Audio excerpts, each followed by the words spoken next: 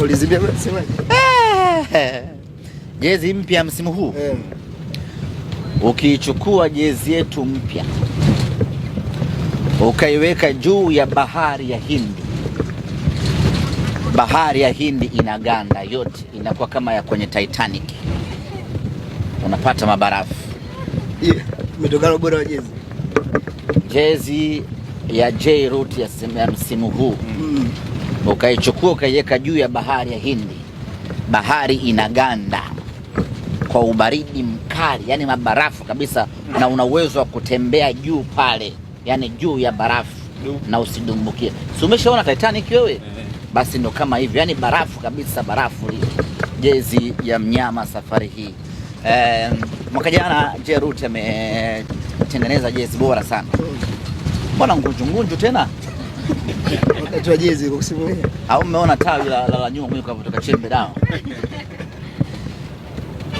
Jezi ya kwanza, jezi ya mwaka ya msimu uliopita ukiangalia, hata ukiwaangalia wana Simba mtaani hivi sasa, bado zile jezi zinaita, bado zipo kwenye ubora wake, yani bado ziko kimwasu, yani zina melemeta kweli kweli.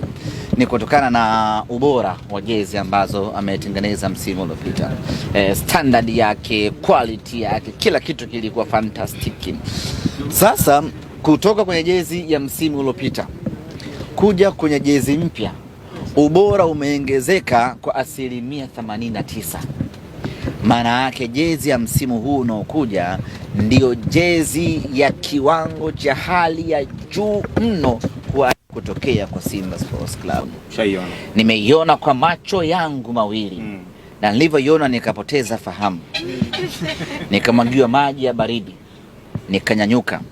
Nilivyonyanyuka nikaitazama tena, nikapata kama kausingizi fulani hivi, ganzi ya mwili. Nikaamshwa, nikaitazama tena, nikaona kama macho yanataka kutoka yaingie kwenye jezi ile yaone yenyewe. Macho hayaamini kama J-Root ametengeneza jezi ya kiwango hicho. Yalikuwa ni maajabu makubwa kweli kweli. Yani hakuna kipindi mimi nimeona kitu kizuri kwenye maisha yangu kama hiyo siku nimeona hii jezi ambayo J-Root ametengeneza safari hii. Ni jezi yenye quality ya kiwango cha hali ya juu sana, na mimi niwaambie wana Simba, anza kuandaa fedha yako hivi sasa. Jezi hii ukiikosa, yani ni bora usile mchana, asubuhi na usiku, lakini upate hela ya kununua jezi.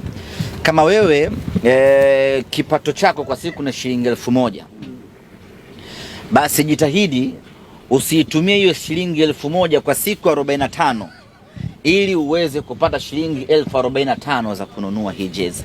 Maana yake ukae njaa kwa siku 45 ukidunduliza kupata fedha ya kwenda kununua jezi. Uzuri ni kwamba siku utakaponunua jezi yako, ukakabidhiwa jezi yako, njaa yote inapotea. Na kama ulipata vidonda vya tumbo vinakwisha hapo hapo. Na kama mwili wako ulinyong'onyea una boostika kidogo kutokana na hii jezi ambayo J-Root amefanya safari hii.